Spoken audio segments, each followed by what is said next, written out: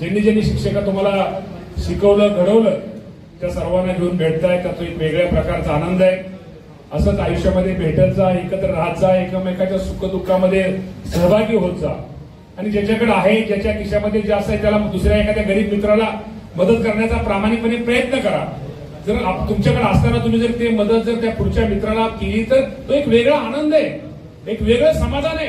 तो मित्र जर समाधानी होईल तर तुम्हाला पण संध्याकाळची समाधानाची झोप आल्याशिवाय राहणार नाही। कुठेतरी असे आपण कुठेतरी कामी शेवटी आपलं मूळ बायका पोरं हे आपण मदत करतोच, ह्याच्या व्यतिरिक्त करा। आणि नेहमी एक लक्षात ठेवा, आपल्या आई वडिलांमुळे आज आपण इथे, आपल्या आई वडिलांना एवढं मोठं या जगामध्ये कुणी नाहीये, तर आपल्या आई वडिलांना कधी विसरू नका रे बाबा। कारण का या जगामध्ये प्रत्येक आई वडिलांना नेहमी वाटतं आमच्या वाट्याला जे दुःख आलं, आम्ही जे अडचणी आल्या, आम्ही जे सहन केलं, भोगलं, मान आपण सहन केलं, ते आमच्या मुलाच्या मुलीच्या वाट्याला येऊ नये। तर ही मंडळी खोटं तुमच्याशी कधी कधी रागवले असतील, तुमच्या विरोधात कधी खोटं रुसले असतील, ते त्यांचा कुठलाही स्वार्थ नव्हता रे बाबा। त्यातनं तुमचं कुठेतरी भलं व्हावं, माझ्या मुलीचं चांगलं व्हावं, माझ्या मुलाचं चांगलं व्हावं, हेच प्रत्येक आई वडिलांचं एक भावना असते।